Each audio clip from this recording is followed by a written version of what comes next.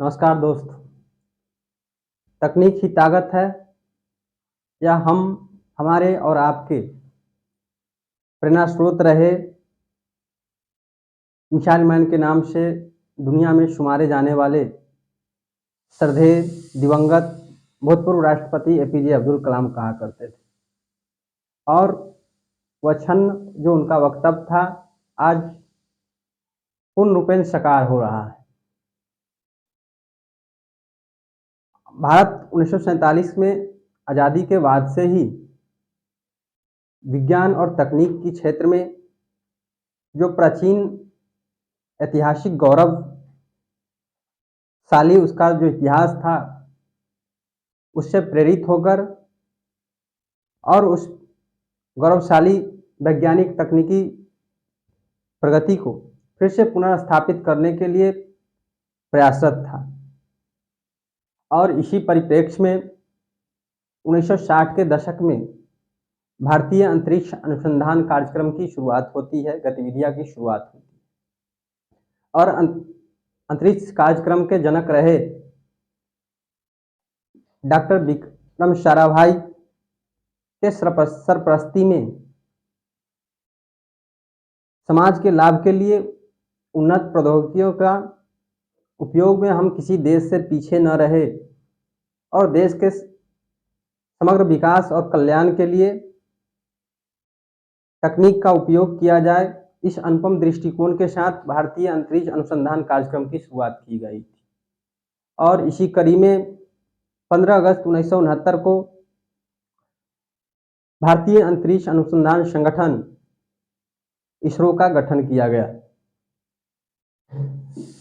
हमारे वैज्ञानिकों के पास सीमित संसाधन थे, लेकिन जो हमारे वैज्ञानिक इसरो के वैज्ञानिक के कठिन परिश्रम और सच्ची लगन ने उस संसाधन को बौना छोटा साबित कर दिया। और जो हमारा अंतरिक्ष कार्यक्रम का जो प्रारंभिक वर्ष था वह सीखने का वर्ष था और उसमें इसरो ने छोटे छोटे प्रायोगिक उपग्रहों को प्रक्षेपित किया था। और 19 अप्रैल 1975 को पूर्व सोवियत संघ प्रक्षेपण केंद्र से हमारा पहला प्रायोगिक उपग्रह आर्यभट्ट प्रक्षेपित किया गया। और छोटी छोटी सफलताओं इसरो को बड़े बड़े महत्वाकांक्षी और रोमांचक लक्ष्यों को प्रक्षेपित करने के लिए प्रेरित किया, उत्साह बढ़ाया। और इसी परिप्रेक्ष्य में देखेंगे कि जो हमारे श्रद्धेय पूजनीय और दिवंगत भूतपूर्व प्रधानमंत्री अटल बिहारी वाजपेयी ने 15 अगस्त 2003 को चंद्रयान मिशन की शुरुआत की घोषणा की। और 22 अक्टूबर 2008 को आंध्र प्रदेश स्थित श्रीहरिकोटा के सतीश धवन अंतरिक्ष केंद्र से PSLV C-11 प्रक्षेपण यान के द्वारा पहला चंद्रयान मिशन को प्रक्षेपित किया गया। और यह प्रक्षेपण डॉक्टर जी माधवन नायर की अध्यक्षता में रहनुमाई में प्रक्षेपित किया गया था।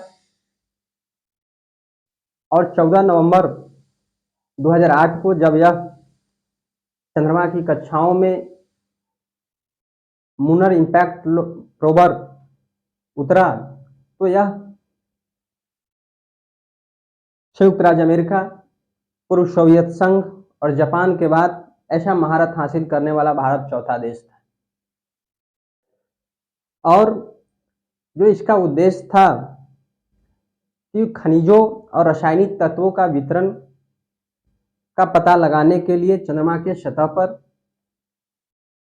खनिजीय और रासायनिक मानचित्रण करना और चंद्रमा के दूर और नजदीक दोनों सतहों का 3D एटलस तैयार करना था। और लेकिन 29 अगस्त 2009 को चंद्रयान 1 से हमारा वैज्ञानिकों का संपर्क टूट गया। लेकिन यह हमारे लिए ही नहीं, इसरो के लिए ही नहीं, भारत के लिए ही नहीं, विश्व के लिए ही कुछ ऐसे निष्कर्ष निकाले, पता लगाया जो आगामी अंतरिक्ष अन्वेषणों के लिए पथ प्रदर्शक साबित हुआ। चंद्रयान 1 ने जो चंद्रमा की सतह पर जल के अणुओं को पता लगाया और इसने भविष्य के जो विश्व के वैज्ञानिकों को एक नई खोज और एक नई आशा का जागार किया और एक चंद्रमा पर जो जीवन की अस्तित्व की संभावना को उद्घाटित किया। और इसी क्रम में देखेंगे कि इसकी श्रृंखला में अगली श्रृंखला चंद्रयान 2 को प्रक्षेपित किया जाता है। चंद्रयान 2 को 22 जुलाई 2019 को आंध्र प्रदेश के श्री हरिकोटा स्थित सतीश धवन अंतरिक्ष केंद्र से 840 टन बाहुबली प्रक्षेपण यान GSLV मार्क MK3 के माध्यम से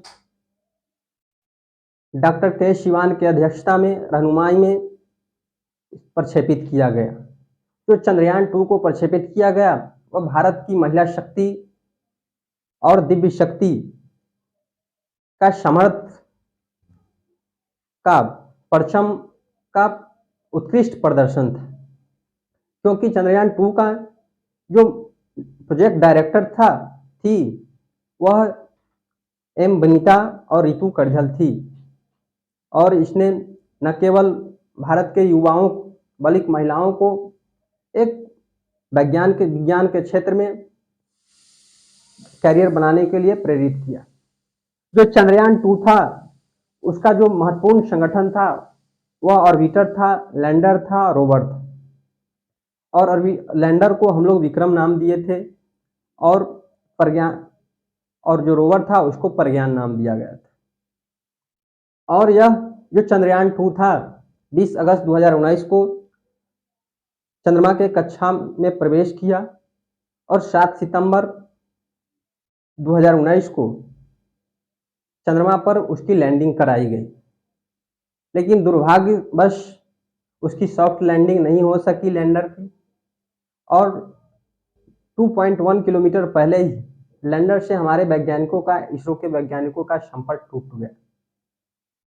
लेकिन यह मिशन सफल नहीं था या असफल नहीं कहा जा सकता है इसको। यह आज भी जो वहां उसके साथ ऑर्बिटर भेजा गया था वह सूचनाओं को एकत्र कर रहा है, महत्वपूर्ण जानकारियों को, और हमारे पास भेज रहा है और खनिजों और जल के अणुओं के बारे में गहन अध्ययन के लिए उपयोगी जानकारी भेज रहा है। जो चंद्रयान 2 भेजा गया था, जो उसका प्राथमिक उद्देश्य था कि चंद्रमा की सतह पर सॉफ्ट लैंडिंग को प्रदर्शित करना और रोबोटिंग रोवर को क्षमता को प्रदर्शन करना था, संचालित करना था। लेकिन इसका जो वैज्ञानिक उद्देश्य था कि चंद्रमा के अध्ययन से जो पृथ्वी का अतीत का जो प्रारंभिक इतिहास रहा है उसके बारे में अधिक से अधिक जानकारी प्राप्त करना है। जो चंद्रयान 1 के माध्यम से जो जल के अणुओं के बारे में पता लगा था उसके बारे में और अधिक जानकारी प्राप्त करना और विशिष्ट रासायनिक संरचना वाले जो स्पिनले नामक समृद्ध चट्टान मिला था उसके बारे में और अध्ययन करना, यही इसका उद्देश्य था। और हम लोग जो जिस ऐतिहासिक क्षण का, जिस स्वर्णिम पल का, जिस गौरवशाली पल के लिए हम लोग लंबे समय से सपने संजोए हुए थे वह साकार होने का समय आ गया है। और इसरो आज यानी कि 14 जुलाई 2023 को समय 2:35 अपराह्न आंध्र प्रदेश के श्री हरिकोटा स्थित सतीश धवन अंतरिक्ष केंद्र से चंद्रयान 3 को प्रक्षेपित करने जा रहा है।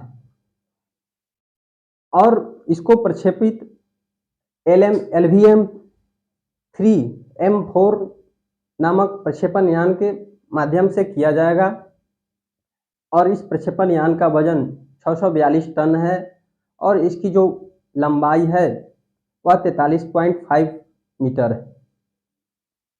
और यह जो मिशन है जो चंद्रयान-2 का अनुवर्ती मिशन होगा, इसमें एक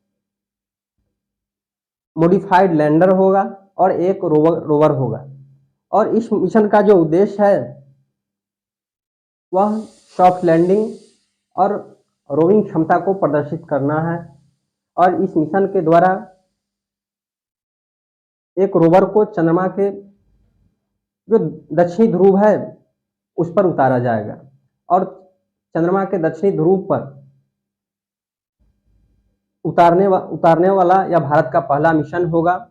अगर भारत चंद्रमा के दक्षिणी ध्रुव पर सॉफ्ट लैंडिंग करने में सफल रहता है और ऐसा होता है तो संयुक्त राज्य अमेरिका, रूस और चीन के बाद ऐसा करने वाला चौथा देश होगा। और इस जो चंद्रयान-3 है उसके जरिए वैज्ञानिक पेलोड भी जाएंगे और इसके साथ जो मॉडिफाइड लैंडर होगा उसके माध्यम से हम चंद्रमा के सतह पर इन सितु एक स्वाते वैज्ञानिक प्रयोग के लिए भी इसका उपयोग करेंगे, इस्तेमाल करेंगे और जिसके माध्यम से चंद्रमा के ऊपरी सतह का जो तापमान है उसका मापने का काम करेंगे और जो चंद्रमा का मृदा का जो ऊपरी परत है उसमें ऊष्मा का आदान प्रदान और वैसे भौतिक गुणों को मापेंगे।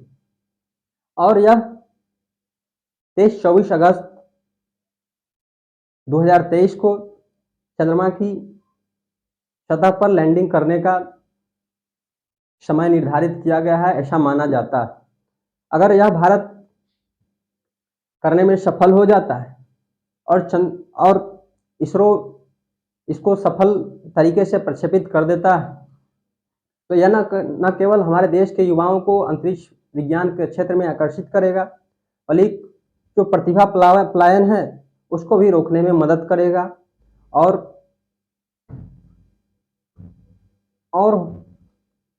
जो इसरो की जो उपलब्धियों का जो इतिहास रहा है उसमें एक और कड़ी जुड़ जाएगा, उसके जो टोपी है उस पर एक और पंख जुड़ जाएगा।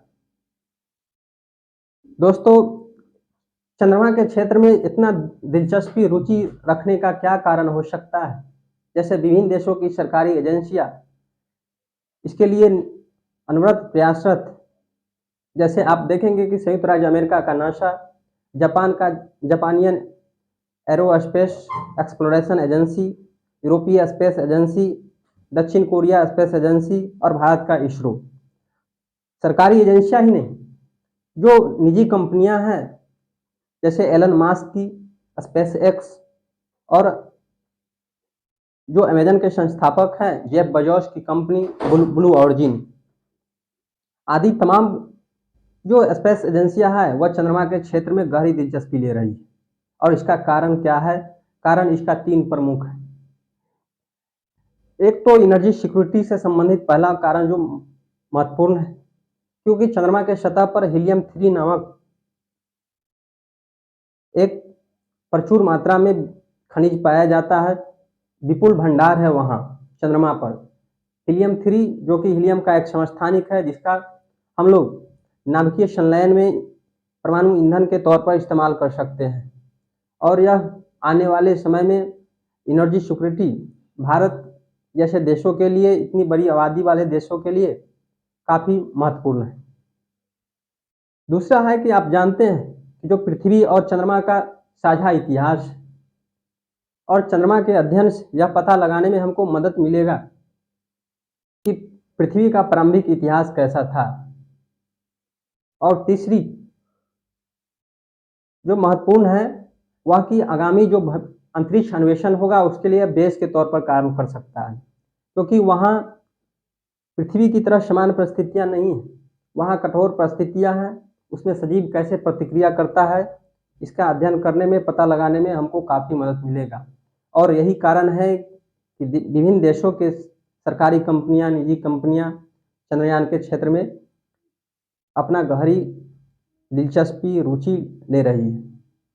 दोस्तों, आज हम लोगों का स्वर्णिम, ऐतिहासिक और गौरवपूर्ण पल है, और इस पल को हम लोग संजोएंगे, और वह क्षण बहुत जल्द ही आने वाला है, क्योंकि आज ही 2:35 पर सतीश धवन अंतरिक्ष केंद्र से चंद्रयान-3 को प्रक्षेपित किया जाएगा। दोस्तों, अगर यह वीडियो आपको अच्छा लगे तो ज़्यादा से ज़्यादा सब्सक्राइब करें, शेयर करें, लाइक करें। धन्यवाद। जय हिंद, जय भारत, जय इसरो, जय चंद्रयान।